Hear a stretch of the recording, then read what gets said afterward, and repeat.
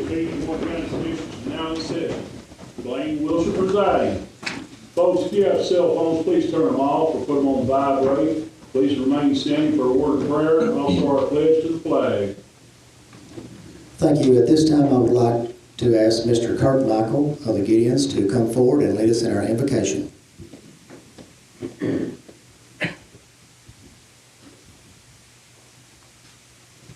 Gideon's organization is made up of Christian business and professional men who carry out the Word of God to the ends of the world. We do this with the help of our wives, who are made up of the auxiliary. They also help us meet the goals of the Gideons International. Since 1898, we've distributed 2.2 billion Bibles, the Word of God, around the world. And we've done that in 101 languages. And in the last 5 years, we've given out 7 million scriptures via download to smartphones in 260 languages and dialects. I thank the Commission for having me here today.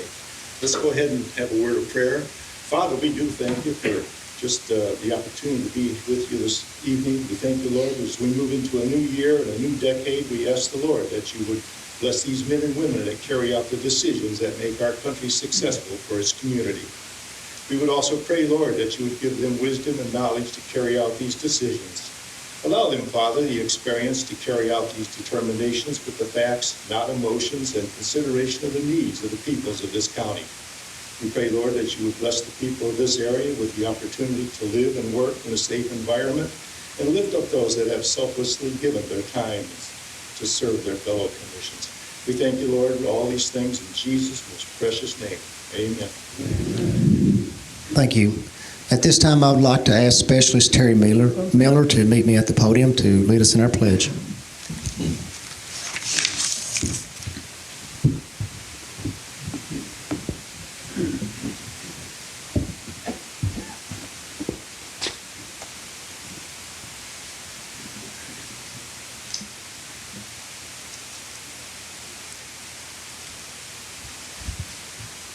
Pledge allegiance to the flag of the United States of America and to the republic for which it stands, one nation, under God, indivisible, with liberty and justice for all. Terry, I would like to mention that Terry is a Morrison resident. He joined the military in November of 2015.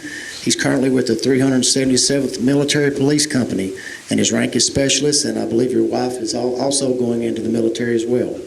And we appreciate your service, and I want to present you with this plaque.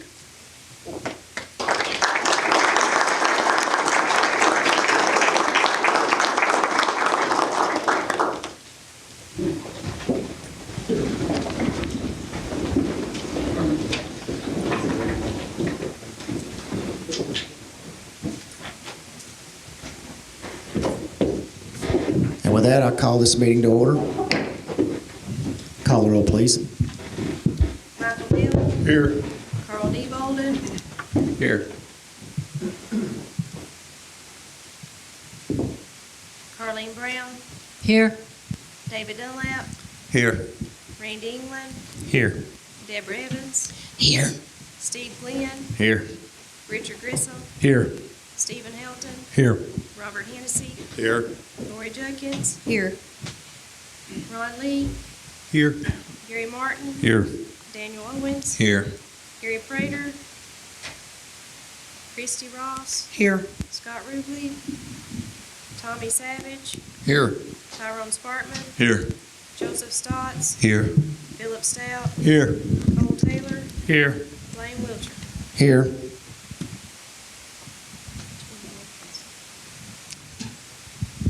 All right, at this time, I would entertain a motion to either read the minutes or suspend and approve the minutes as written. Mr. Chairman, I make a motion that we dispense with reading of the minutes and accept those that are written. All right, we have a motion Second. from Commissioner Savage, a second from Commissioner Helton. Anyone want to speak to that motion? All in favor, say aye. Aye. Any opposed? Motion passes. At this time, I don't believe we have a public comment, so we will go straight into special recognition. Thank you. Thank you for doing that. We do need to have a motion to accept the docket? Like that motion? We have a motion by Commissioner Bell, a second by Commissioner Stotts. Anyone want to speak to that motion? All in favor, say aye. Aye. Any opposed? Thank you. Next, we will go into special recognition, Executive Haley.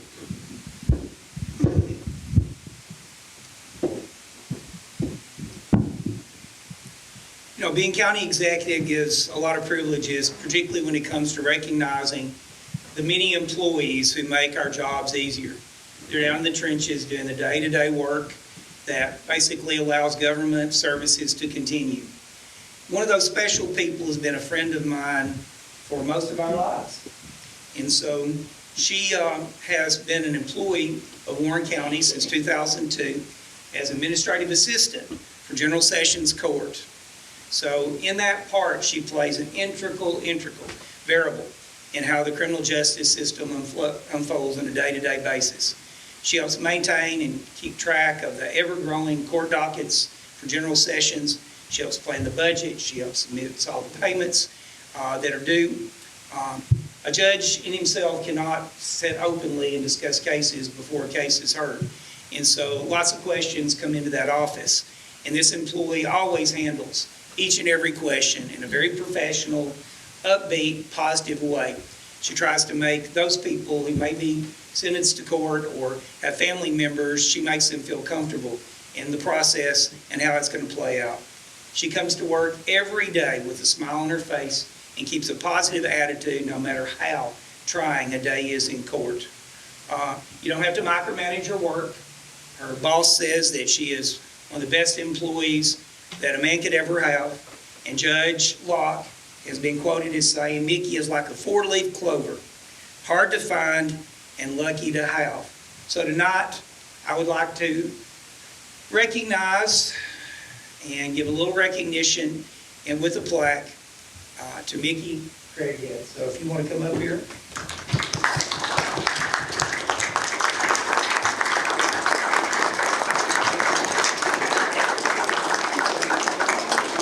So if you'd like to say a little something.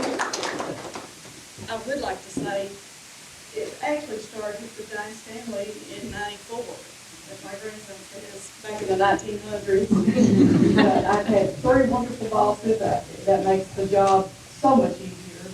And I do appreciate all of them and what they've done, and I do appreciate you. Thank you. Thank you. Judge Locke, would you like to say a little something? Amen.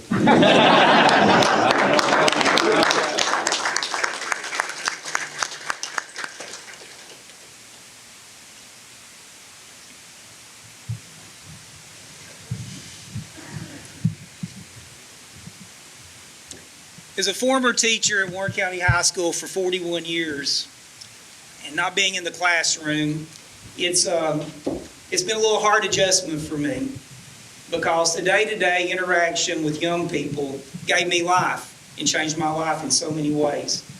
Many of these girls that are here tonight were in my homeroom just a few years ago and made me promise that I would be there when they were seniors graduating. And unfortunately, I'm not there. But I'm here tonight to bring recognition to a group of young ladies who have, over the course of the last year, set their goals extremely high. Their coach, Stacy Elam, and all the assistants that help her in this process have become basically aware of the fact that this group of young ladies is a special team. So after being state runner-up last year, they set their goals for the state championship. And that began last March. And they laid out their strategy and looked ahead at what was going to come as a huge challenge and a stiff competition every step of the way. So in September, at the Middle Tennessee Cheer Classic, they won first place in traditional routine and second place in game day.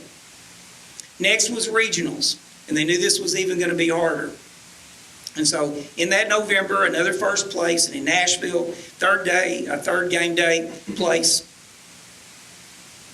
In Birmingham, at the Southern School Championship, according to Stacy, they rocked the floor. And the crowds were cheering them on because they had the most spirit of any team. And they won the game day routine for that. They knew after the TSSAA released their competitors for the state championship, it would take more than spirit to win this. It was going to be a hard battle, and they won that state title. In February, they will go on to Florida, the SPM, our World of Sports, and so to compete again. And so tonight, I'd like to recognize Stacy Elam and the Warren County High School cheerleaders for their accomplishment as the state champion cheerleaders for Tennessee. So.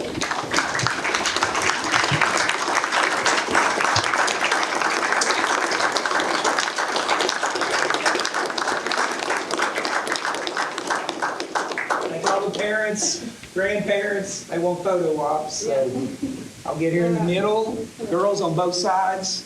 You've got your big plaque here as well. So, Yeah. this one in here too, so someone hold that one. Okay, scrunch in, you may have to squat. About from a side view. There we go. Much better. Now lift Jimmy up in the air and toss him around. You know you want it. This is your chance.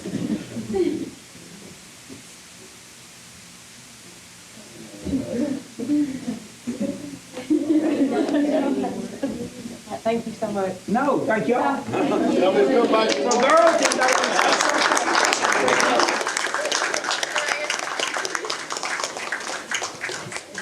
on my home room. All right. Mr. Haley told me to say something, so all I want to say is, we've really worked hard over these years, and we've really built up our reputation, so we're really appreciative of y'all's recognition because we don't typically get that because we're a cheer team. So thank you so much. And we're coming for nationals next.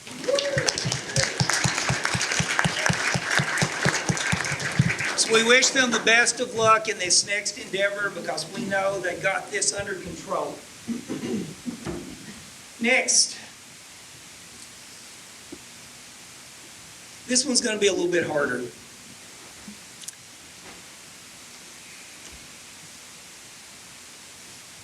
As a family friend,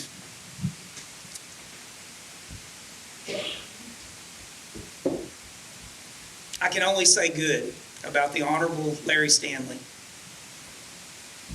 In so many ways, he touched the lives not only of myself, but many people in the judicial system and left a huge legacy for Warren County, not only in his public service to the county commission as their attorney, but also in leaving a legacy of children who have carried on that torch, including his son, Judge Larry Stanley.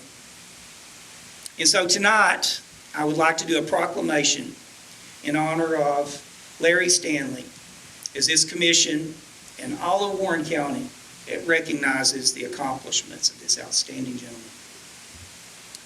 So whereas Larry Barton Stanley was a respected member of our legal community and was vested in the betterment of Warren County and McMinnville, Tennessee, whereas Larry Stanley was a Van Buren County native who graduated from City High School in 1959 and went on to complete his undergraduate degree at MTSU, Middle Tennessee State University in Murfreesboro. Whereas Larry received his law degree from the University of Tennessee at Knoxville and returned home to practice with a variety of attorneys, including Bernard Smith and later Thomas Bratcher. Whereas his homegrown attorney became one of our youngest state representatives, serving Warren County and Van Buren County in the 84th, 85th, and 86th General Assemblies. Whereas Mr. Stanley became legal counsel for Warren County government, where he successfully served through 6 administrations. Whereas this outstanding county attorney was an avid golfer and sports fan, supporting UT athletics as well as many local programs. Whereas Larry B. Stanley was an advocate of progress, benefiting all of Warren County and devoting countless hours toward improving the quality of life for all of our residents. Whereas this distinguished fellow passed away on December 26, 2019, and is survived by his wife, Diane, of 52 years, and by children Judge Bart Stanley and daughter Mary Frances Parker, as well as 6 loving grandchildren. Where it is only proper that our community recognizes the contributions that Attorney Stanley made to local government over the course of his career. Now therefore let it be known and spread across our records that Warren County Commission does respectfully pay homage to Mr. Larry Stanley and the legacy he leaves for our county. In witness thereof by me, Warren County Executive Jimmy Young. So, y'all would like to come forward?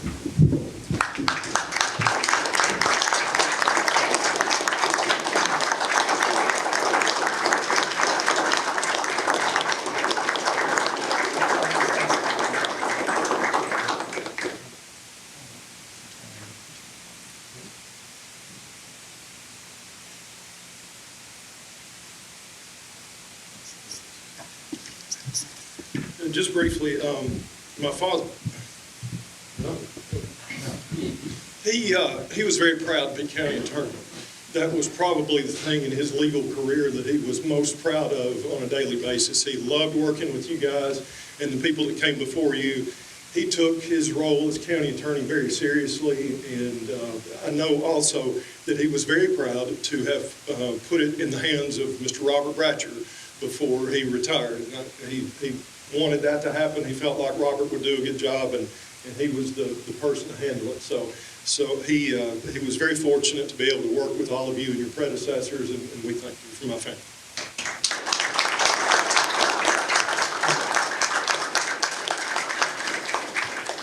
And those people we recognize, if y'all would like to leave, or you can stay for the rest of the commission meeting. So if you want to, we'll give you a couple of meetings if you want to exit stage left.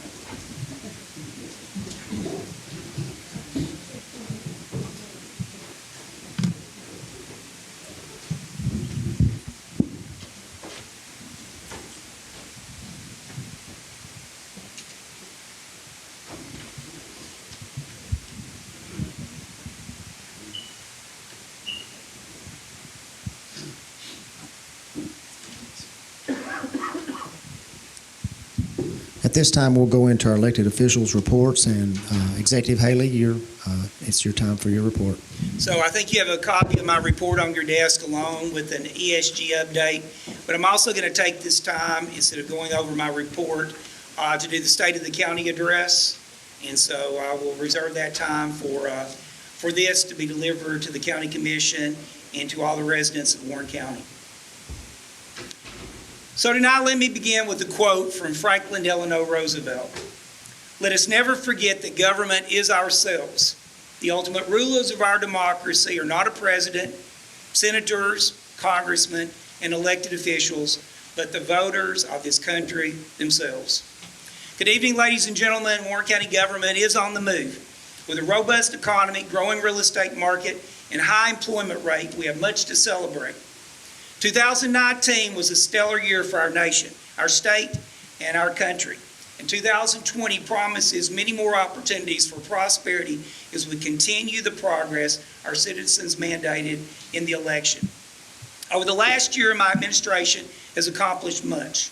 My vision for a better Warren County was embraced by the voters who are pleased with our success. With your support, we delivered an amazing array of improvements that give credibility to our leadership. Once again, FDR said it takes a long time to bring the past up to the present. But rest assured, esteemed members of this commission, I can truthfully say we have accomplished much over the last 570 days that we have been a part of this government. Let us recap some of that progress and success. We have invested in technology. We've updated our website, making it ADA compliant. We have set up emails for county employees and officials. We went paperless with electronic dockets. We adopted Granicus as a management system with cloud-based storage. We installed fiber across several of our buildings, including this one. We have contracted with a part-time IT person to assist in those endeavors. We have moved forward with electronic POs and invoices in finance. We have authorized cooperative bids and with RJ Young for copy and machine services across the county offices to save much-needed revenue. We've invested in fiscal responsibility and government efficiency. We've conducted 2 financial audits to seek additional revenue for state shared taxes and utility bills. We've requested over $250,000 in unclaimed property from the state, with another $90,000 pending. We've expanded our buyer board and cooperative purchasing process on state and city contracts. We've offered surplus property in-house between departments, saving on the purchase of new items. We've auctioned several parcels of returned property, adding to the county's coffers. We've refinanced several bonds with the help of Scott Gibson, saving the county an estimated $450,000 in interest payments. We've contracted with ESG in a performance-based program to save energy costs both at the schools and county buildings. We began planning a strategic capital improvement plan for all county facilities. And we've streamlined the budget process with great transparency and accountability. We've also invested in our buildings and infrastructure. We expanded the ESG project to replace aging roofs, HVAC systems, and lighting across all county buildings. We have employed additional maintenance men to help assist Director Bowden in his many duties across the county buildings. We've updated painting and carpet and floor cleaning and repairs across many of our county buildings. We've implemented state-mandated ADA requirements and improvements. We've assessed and evaluated the elevator at the courthouse with a plan to replace. We've conducted a county-wide safety assessment for all of our facilities. Installed new fiber both at the administration building and at the jail. We partnered with FEMA, TEMA, and other agencies to mitigate the county admin building, which has been completed. We've contracted with FEMA, TEMA, and NRCS to fund road repairs from last year's flood. We've overhauled grounds at the Fairgrounds Sanitation Convenience Center with the help of a new director, and conducted a capital improvement survey across all departments to formulate a master plan for future county needs. We've invested in our schools and our children. We've upgraded both Bobby Ray and West Elementary schools with build-outs and internal improvements, including safety for all of our children. We've supported partnerships through Warren County High School CTE department with TCAT, Motlow, and TSU to promote workforce development. We formed agreements with several behavioral health agencies to provide additional counseling services to our schools. We've endorsed the award of the $1 million Governor's Investment in Vocational Education GIVE grants for both the TCAT and the high school. We've approved the ESG energy project also for the school system, saving huge amounts of energy costs that will be redirected into payments in that performance-based contract into a capital improvements project line item. We have funded the purchase of laptops and Chromebooks for student testing, and we appropriated much-needed raises for our teachers. A JFK quote puts it into perspective when he said, "Children are the world's most valuable resource, and the best hope we have is for their future." We've invested in economic and workforce development. We opened our new robotics center funded by a Drive to 55 grant, and now have a partnership with TSU to do a 4-year mechatronics program. We have collaborated with all of our educational partners to expand the CTE programs at Warren County High School. We've received grants to implement job reentry programs at our jail. We partnered with the Department of Labor and Workforce Solutions to provide instructors for our reentry programs. We participated in Workforce Forum, sponsored by BRAC, to gain input on the needs of local industry. We worked with the McMinnville Downtown Finance Redevelopment Corporation to expand the pilot program to help recruit investment in key commercial gateways into the city. We have supported the Joint Economic and Community Development Board in their efforts to secure grants for workforce programs. Implemented an agribusiness task force to develop strategies to promote agriculture, particularly the nursery industry across the county. We have supported the utility district's application for a CDBG funding mechanism for fire hydrant installations across the county to promote housing and business development. We've also adopted 2018 International Building Codes and expanded the duties of our codes director to expedite the permit process. Of course, we have invested in several departments and their operations. We hired new directors for sanitation, for veteran services, and animal control, and they've been doing an amazing job in those departments. We've purchased ambulance, new safety equipment, and a new fire truck, as well as made huge improvements at the convenience center at the fairgrounds that Ms. Diane Stanley commented on just a while ago. But one of the most crowning achievements that I'm especially proud of is we invested in our criminal justice reform system. We've stabilized our jail with the introduction of a new behavioral modification plan. We've reduced recidivism through a collective and collaborative effort with the court system, used diversionary programs administered through our drug recovery program, CORE. We have established a shared vision for reforms through our criminal justice task force. We have supported the expansion of the drug recovery office with employment of new counselors. We have partnered with volunteer behavioral health services to coordinate regular meetings with the crisis intervention team that includes implementation of a crisis training for all of our city and county officers. We've upgraded the office equipment and computer operating systems in the jail for efficient operating and classification of inmates. We have funded the contracted services for the internal improvements identified as necessary to receive certification for our jail, including lights, security cameras, locking systems, and shower and toilet overalls. We've expanded our ESG energy project to include lighting, HVAC, and much-needed roof improvements and waterproofing also at our correctional facilities. Through a 3-star grant and a partnership with Workforce Development, we introduced the GED High-Set Diploma Program. And TCAT, we partnered with them to provide their mobile learning trailer because we had no space in the jail to house it. We succeeded in acquiring a grant for Snap-on Tools certification training of inmates with a partnership with TCAT to provide instructors. We formed a partnership with TCAT for the virtual welding program for inmate workforce training, and I secured funding for that tuition for Citizens for Progress with President Randy Boyd at UT Knoxville. We acquired services of Upland Group to produce specs for bidding our record storage room to free up much-needed space for a program training room within the jail. We budgeted also for 16 new correctional officers and a behavioral health evaluator for that jail. We have worked tirelessly with TCI Deputy Director Bob Bass and state officials to craft a plan of action to present to the TCI Board and Commissioner Parker, which we successfully received approval for and recognition for Jackie Rackley as the Jail Administrator of the Year for her professional efforts at the jail. We should be proud of Sheriff Myers and his staff for creating a climate of change needed for our jail operations. Their work was recognized by Commissioner Parker at the TCI Review Board meeting. And yes, our CCP, our County Corrections Partnership Committee, played a huge role in identifying the much-needed improvements to receive that certification, as well as our Safety Committee. With all being said, there is still much to accomplish over the next year. With your continued support and focus on the prize, there is nothing that we cannot accomplish. We have seen how a collaborative, proactive teamwork approach brings success. With the state's economy one of the strongest in the nation, we are poised to be in the next growth circle from the Nashville hub.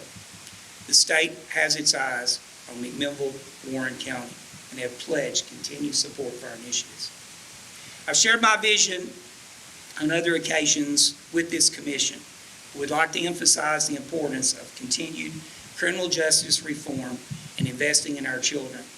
Other priorities include employee pay and benefits and insurance packages, creation of an employee handbook and policy that requires training and personnel policies to be put into place, continued recognition of employees and community leaders and children and all of our support agencies who make our job much easier as elected officials, to expand behavioral health services at the schools and the jail, to upgrade security for our buildings for the safety of our employees, to complete all the repairs in our building with a regular scheduled maintenance plan in place, and to create a capital improvement plan for county facilities with discussions centered on a criminal justice center, health department, and animal control shelter. Continue also our improvements at all of our schools, including a gym for West Elementary, an elevator for our courthouse, expanded adult recovery programs, workhouse, and a transition facility, expanded grant applications to fund much-needed programs across all our departments, continued support of the Chamber of Commerce and their tourism projects, with tourism being the second biggest industry in Tennessee. Those are much-needed dollars that we can use in Warren County. To expand our partnerships with all of our support agencies. We all know that government cannot provide for every need or solve every issue. And I commend all the volunteer groups who do so much in our community to assist in so many areas of need. We also still need to procure some off-site or look at some off-site climate-controlled storage to free up space in our crowded facilities.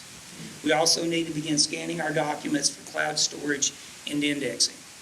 I would like to collectively codify our records and review all resolutions and private acts and create a policy handbook for this commission.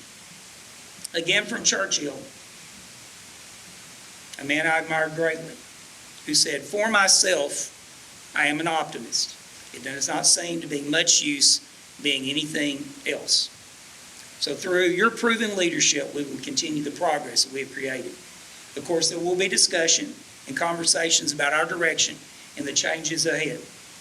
Never have I seen morale higher or expectations greater than they are right now. Those of you who attended the holiday breakfast saw the energy and the enthusiasm from our employees. One of them commented they had never seen this much progress in the 20 years they had worked for this county. This is an astounding and amazing statement to consider, especially when you think what role that you all had played in this winning formula. So where does it end? It is not where it ends, it's where it begins. And it begins today.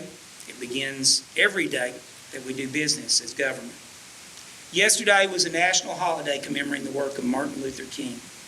I am confident that what he once said kind of sums up and resonates amongst you all. And he said, "The time is right to do what is right." So thank you, Commissioners, for your service to Warren County residents, where we change the lives of our residents one day at a time. Onward, stronger, together, we can do this. Thank you.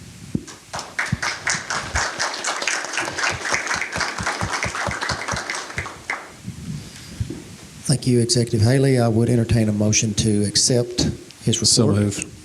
Have a Second. motion Second. and a second. All in favor, say aye. Aye. Any opposed? Next will be Sherry Bradley from the Warren County Animal Control and Adoption Center.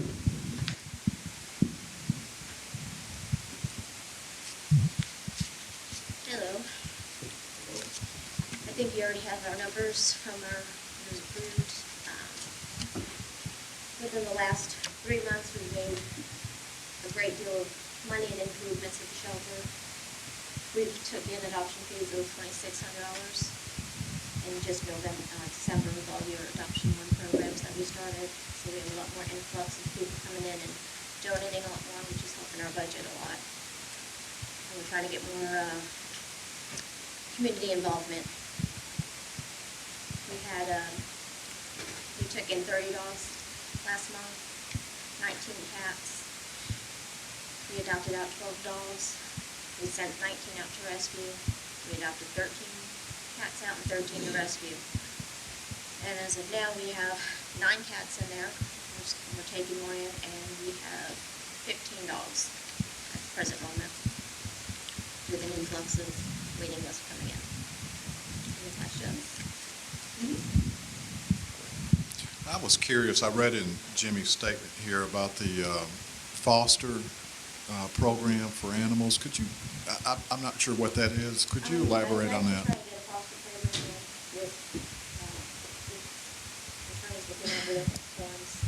Basically, would be somebody who sign a contract if an animal needs to be out of the shelter, so it can be housed, taken care of, and then adopted out. Instead of sitting in the shelter, which will open more space for the animals to come in. Is that something that you've seen used somewhere else? Yes, and it does well. Anything else? Mrs. Bradley, also, would you mind clarifying and/or making a statement in regards to Circle Drive and your opinion on what you would like to see happen there, please, ma'am? Eventually, I'd like to get it to open up, but with all that rain that we've had recently, we're getting gullies down there, so it's not a safe drive. And I'd like to block off the access road to the water department, so that people that would come in that way wouldn't have to go back there and turn around, and we need to level it out. And get better signage so that people know not to stop and block the intersections and have a free flowing. So right now we're having influxes of people not knowing where to go. So the signage will help. We also need better signage out on the main road too, because people still cannot find the shelter.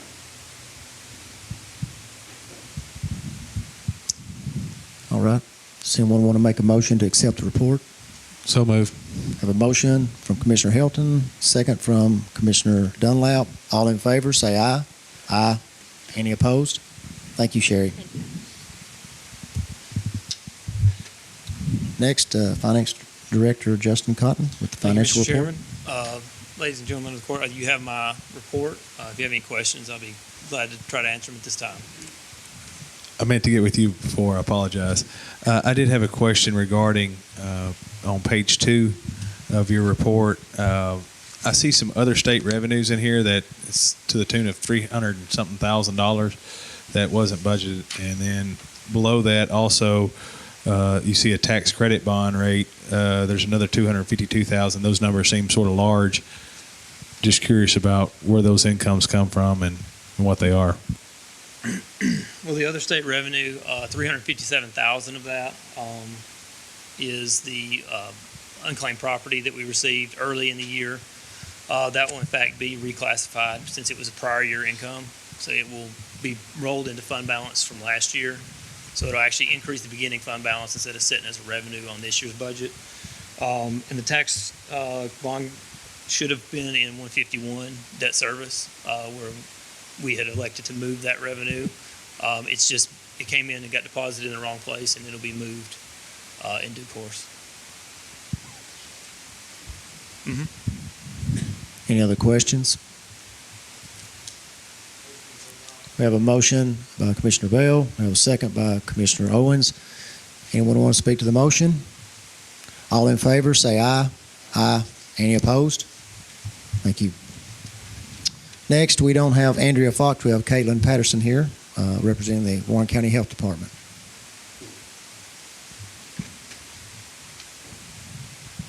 Good evening. Everyone should have received the documents from my director, Andrea Fox. Does anyone have any questions about those reports? We have a motion from Commissioner Stotts, second from Commissioner Grissom. All in favor, say aye. Aye. Any opposed? Thank you, Caitlin. Next, with the IDB report, Don Alexander. Thank you, Mr. Chairman, Commission. If you have questions about my report, I'll be glad to try to find the answers for you. Move to adopt.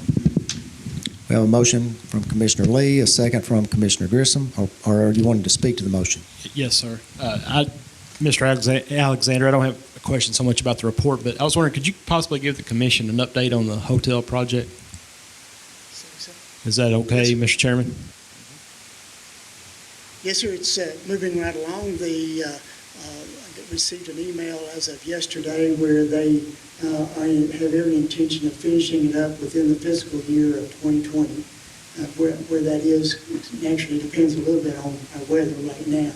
But I would suspect now that it's probably going to be October, November. Right. Correct. Well, we're anxious to see that come around. I get a lot of requests of it. All right, we have a motion. We have a second. We have a second from Commissioner Glenn. All in favor, say aye. Aye. Any opposed? Thank you, Don. Thank you, Mr. Chairman.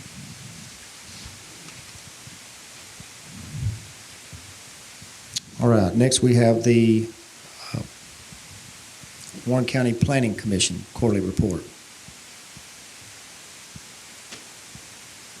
Thank you, Mr. Chairman. At this time, the report is in the packet. If there's any questions, I'll try my best to answer. If I can't answer it, I'll find an answer for you.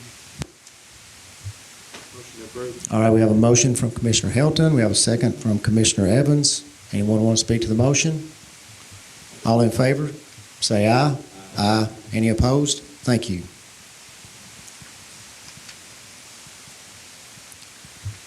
That moves us next to the County Executive's Office, the 10-care agenda. The resolution. I'm sorry, I'm jumping all over. Committee reports. I'm sorry about that. First up is the Education Committee. Thank you, Mr. Chairman. I just want to invite everyone on February the 5th at 5 o'clock. We are going to have an Education Committee meeting, and at that meeting we have a special guest. Brent Estes is coming to make a presentation. He's with the Warren County Education Association, and they are going to try to solicit support for a rally that's going to occur on March the 16th. Urging the General Assembly to release some of the rainy day surplus, which is like $5.5 billion, and hoping to have some of that allocated just to education. And that would be a great thing for Warren County. So if you're interested on that meeting, to come and listen to his presentation. Thank you. Thank you. I jumped out of order. We'll go back in order with Budget and Finance.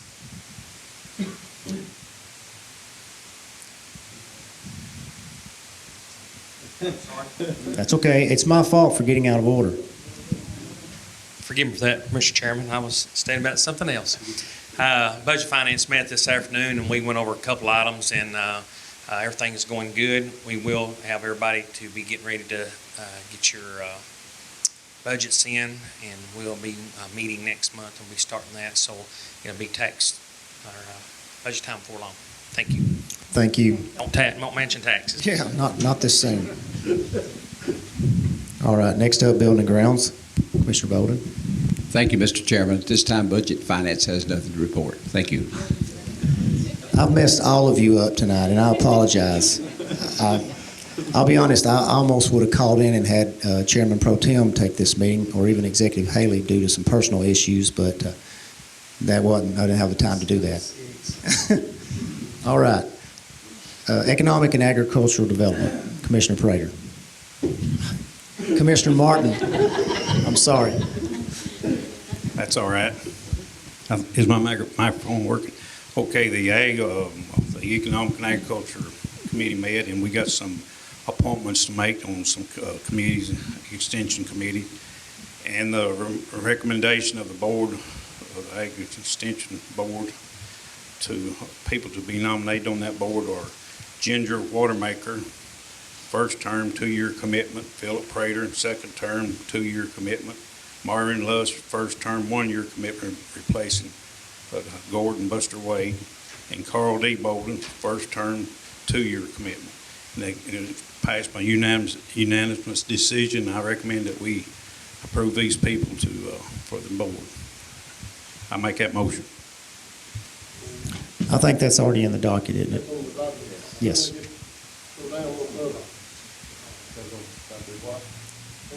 It's in the docket. We've got it in there. It's on the docket. We'll get to that in the docket. We've got it on there. Thank you. Next will be Financial Management.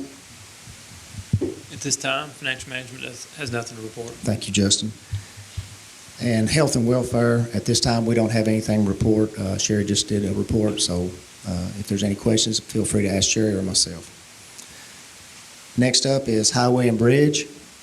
Thank you, Mr. Chairman. Highway and Bridge, give you a report. State was in here last Friday to meet with Levy and get the final permits. Has all been complete, and if the water levels will go down up in Collins River at the Turner's Bend, water levels a little high right now, but the water levels will go down. I don't think there's no rain in the forecast. We're going to start construction next Monday, the 27th, and we'll start there for we hope within a month's time. Depends on weather and the water, and then we'll move up to the upper end of Turner's Bend Road and do some work there, and then from there we're going to go to the end of Hills Creek and do some work there. But the main part is this end, I call it this end of Turner's Bend Road there by the Cartwrights down there. So that will start hopefully, like I say, the water's a little high right now. We were going to try to start this week, but the water's high, so we're going to start next Monday. And so y'all keep your fingers crossed at that, and that's a long time coming, but that's going to start. Thank you. Thank you, Commissioner England. Next up, Commissioner Brown, Legislative Committee. Thank you, Mr. Chairman. Well, we have completed our first revision of the proposed document, rules regulating the legislative body. And our next meeting, we're going to be going over that again. And as you know, we've been compiling committee rules and responsibilities from each of our committees. And our legislative committee made some recommendations to Mr. Helton when he made his presentation at our last meeting.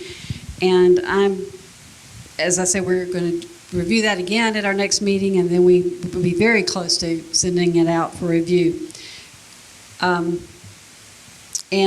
Mr. Helton wants to make a couple of comments on on the result of what he is now doing as from our meeting the last time.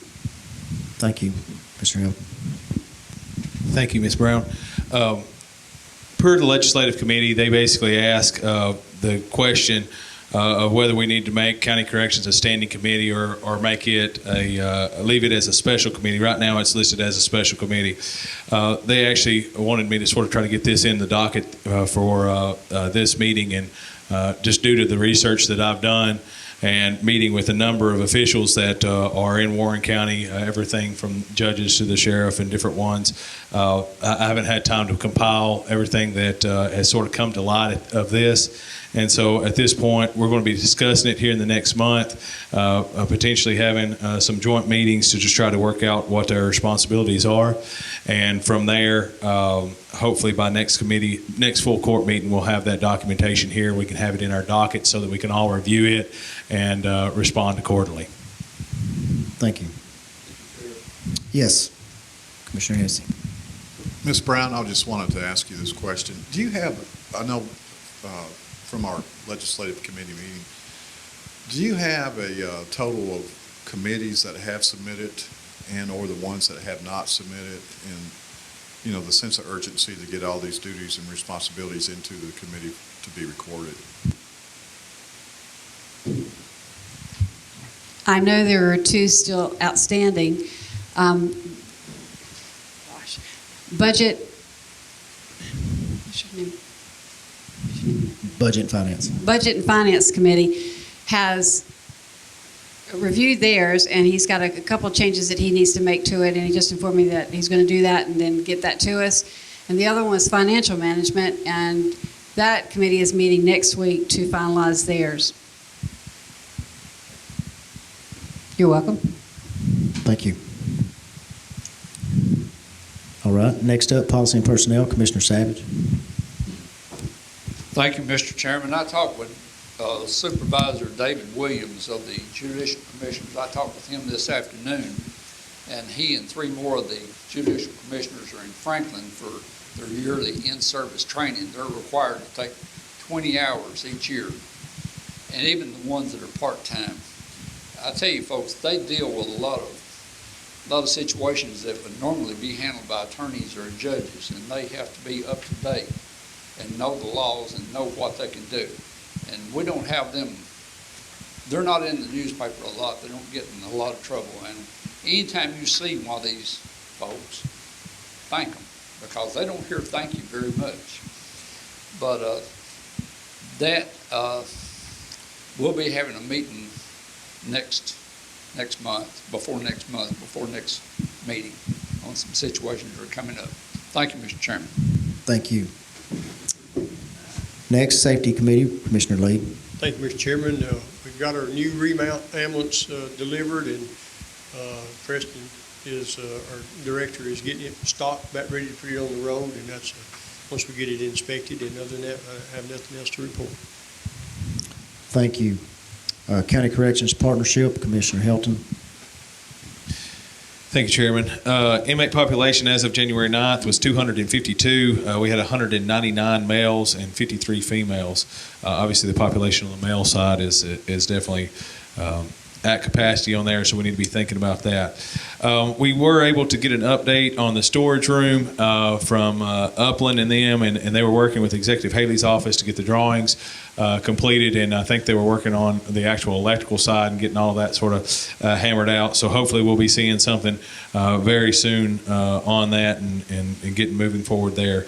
Our committee did discuss the need of some additional office space at the jail. The sheriff and Miss Jackie both have requested us to investigate that.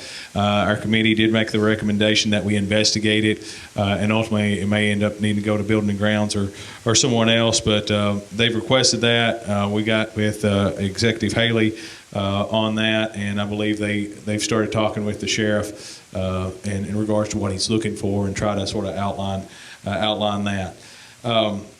Again, per the legislative committee, we're going to be continuing to review our county corrections as a standing committee. So we'll be doing that here in the coming month. And then ESG did give an update. Most things are complete, the lighting and the showers and a lot of the things are complete. I did talk to Greg today. There's a few more toilets that they're wanting to get changed out, a few more odd and end, just little things that they're having to come back and fix.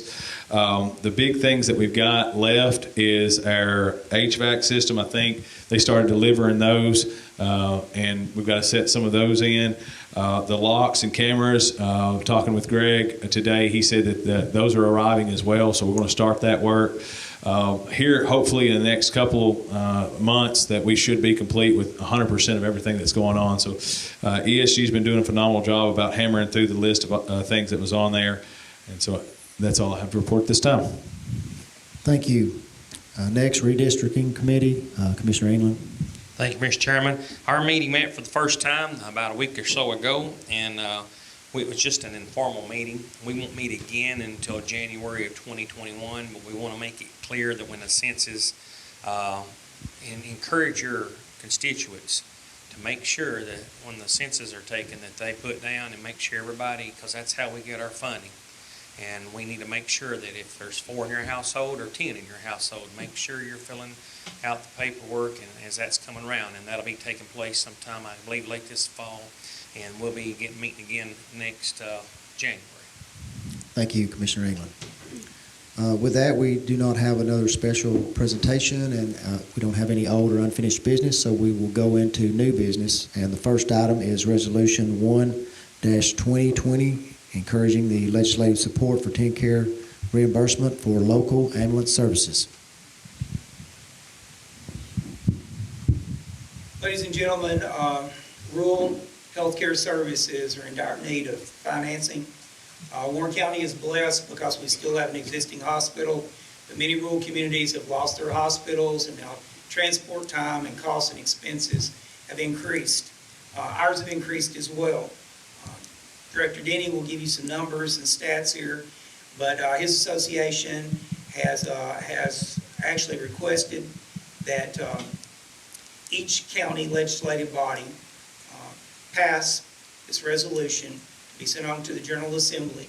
I have met with Senator Bowling. I'll be meeting with Senator Bowling again on Friday to go over several things, including this, but Director Denny can give you the statistics and the numbers and the reason why we really need to adopt this and send this on to the General Assembly as a request for additional funding. Yes, with the TennCare insurance groups through the Medicare or Medicaid, for the last 13 years, they've not given any raises. So they're paying us the same thing today as what they paid us 13 years ago. And the expenses for an ambulance service to run goes up every year. The rate that they're paying us at, some counties they're not able to get by with an ambulance service. And this started about a year ago with Region 4, which is us, for the Upper Cumberland. And we got together and met with the providers for TennCare. And it's been a slow process, but we've got to the point now to where the governor is actually saying, okay, let's look at this. What we've asked for, the governor with the state would be adding $13 million to the Medicaid. And then there's federal dollars that come with that, which it totals $60 million that would be coming back to the ambulance services. And for Warren County, about 30 to 35% of our runs are Medicaid runs. So with this increase, basically, it's almost going to double what they pay us. So we're looking at somewhere around a $400,000 to $500,000 increase in collections if this goes through. And what we've asked the governor to do is for his 2021 budget to add that money to it. So we're hoping that this would go into effect in July. Any questions?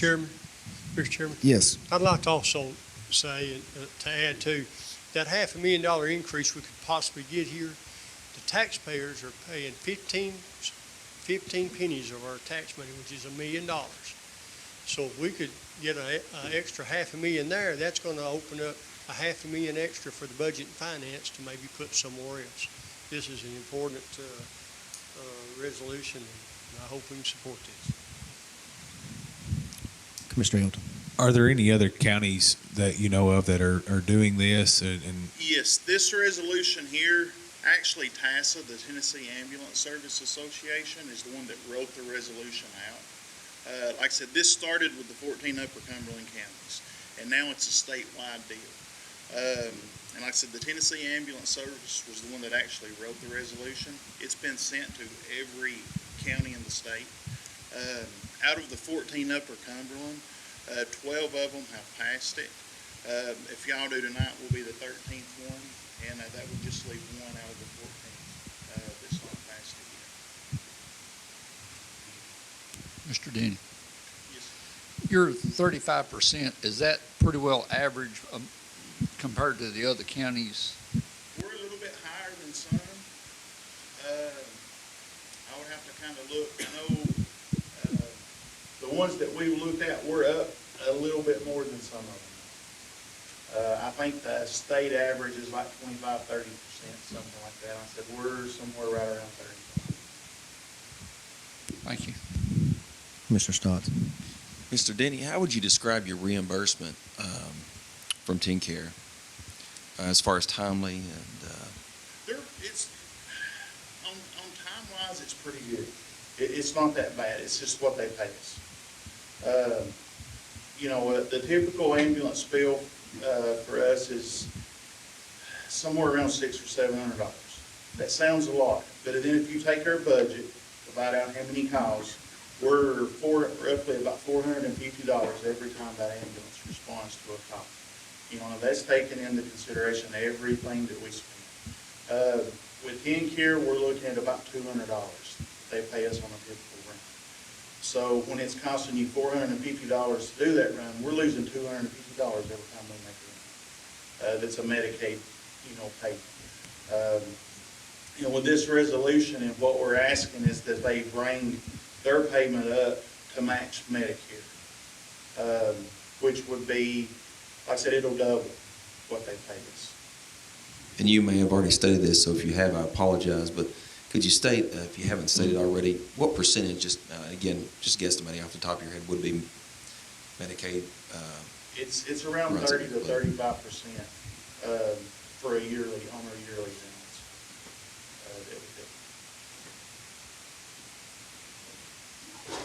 Commissioner Hilton. as far as in this resolution, does it basically mean that they would match it and continue to match it for years to come? So it's making that sort of precedent. Okay. We have a motion by Commissioner Bell, second by Commissioner Ross. Anyone want to speak to the motion? This will be a roll call.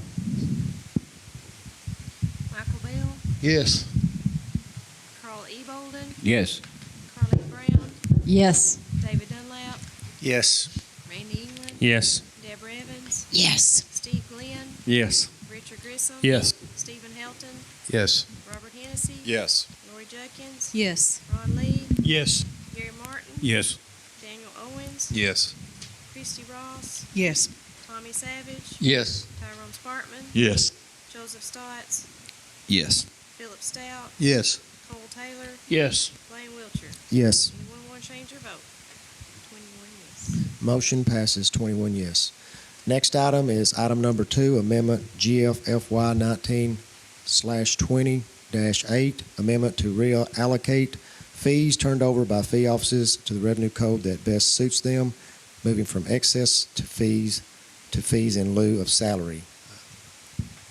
Director Cotton, you have anything to speak on this? Nope, that's it. It's just to reallocate it to the proper account that is more in line with what the comptroller would like us to use. All right, we have a motion by Commissioner Owens. We have a second by Commissioner Stotts. Anyone want to speak to the motion? Call the roll, please. Michael Bell.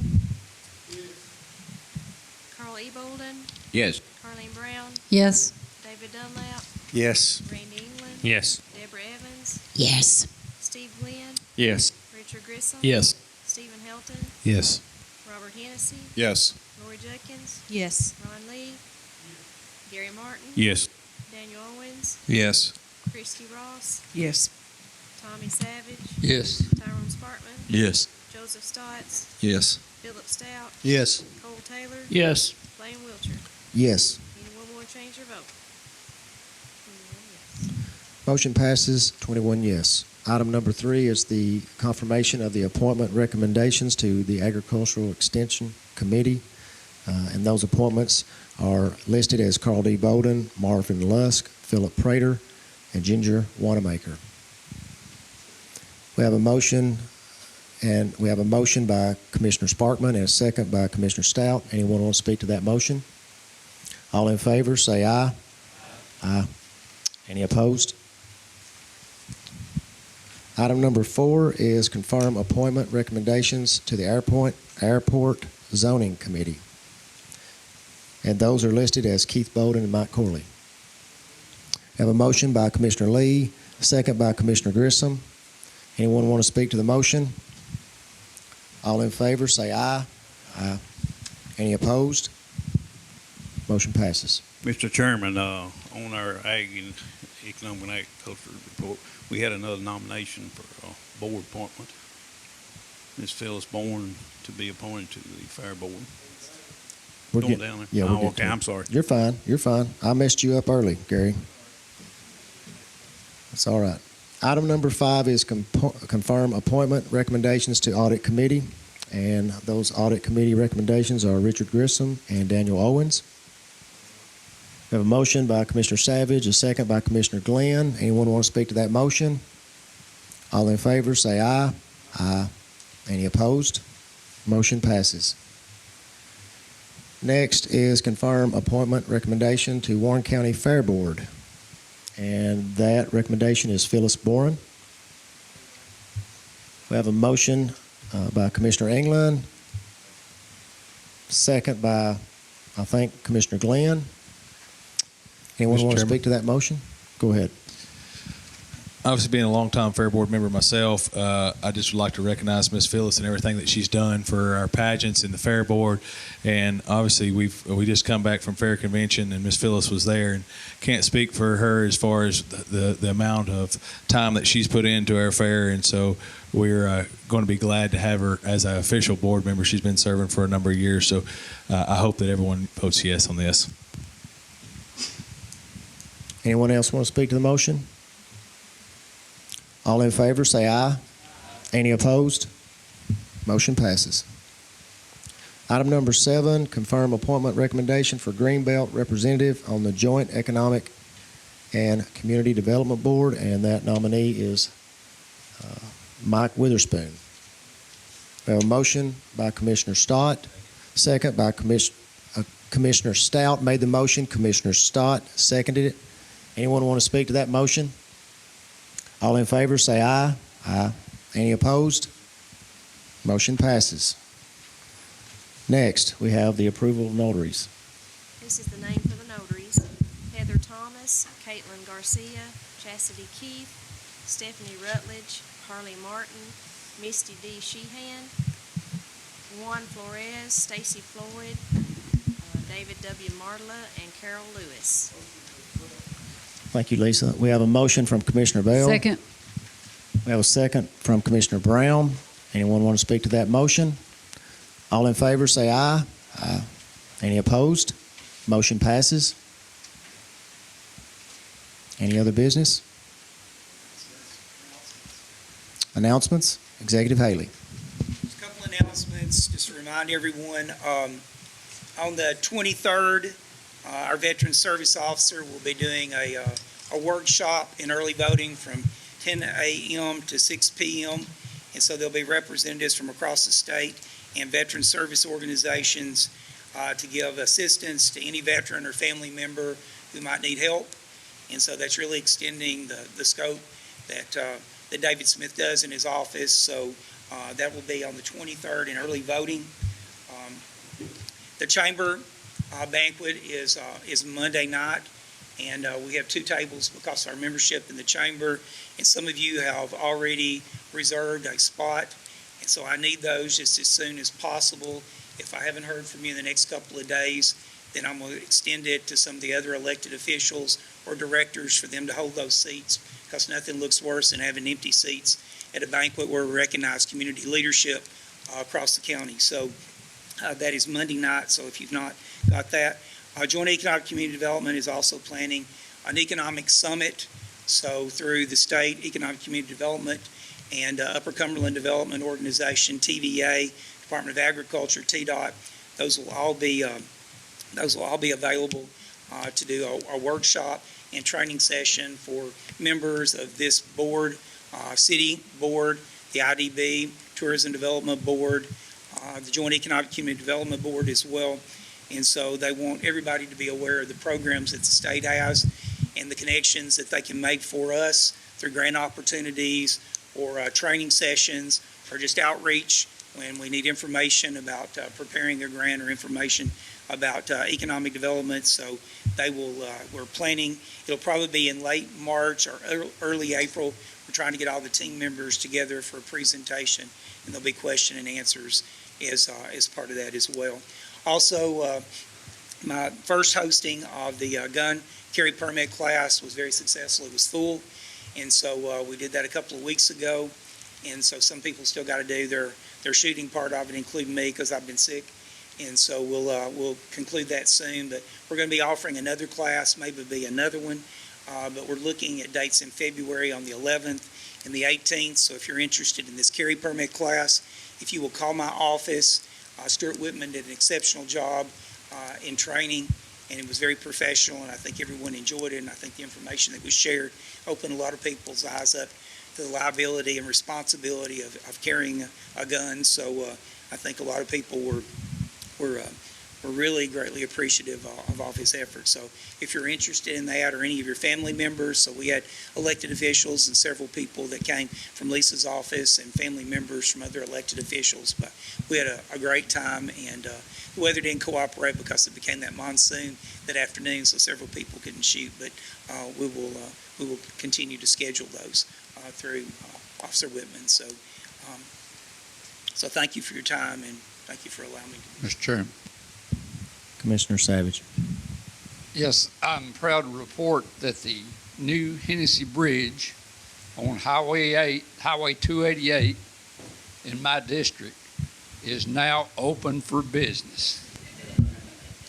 If I could add to that, yes, that is a good thing. I'm working with TDOT and the Chamber of Commerce, so everything's not been signed off yet, but we may do a grand opening of the bridge in celebration of that. So I'll be with TDOT people tomorrow in discussion about the Magnus Drive extension and interchange out there. So I'll be with them tomorrow. So we've got several things, including the railroad crossing that I brought up at the Railroad Commission meeting last week. So there's several other things included in TDOT requests that I'm asking updates on and information. So I'll get those back to you as soon as I can. Commissioner Helton. As I stated a minute ago, the Warren County Fair, we did have fair convention this last week, and we were recognized as a premium fair. Basically, it was a complimentary award, in essence, for being the #1 fair in the state of Tennessee the previous year. And we had, I think, 23, 24 registered people from Warren County go up there and represent. There was a number of other individuals that showed up for the banquet night and as well. We are extremely proud of what we got. We were able to do a presentation as far as why we're the #1 fair in the state of Tennessee. And what a lot of people couldn't realize and didn't understand was the fact that we are free fair in the state of Tennessee. And they were thinking, well, free in what aspect?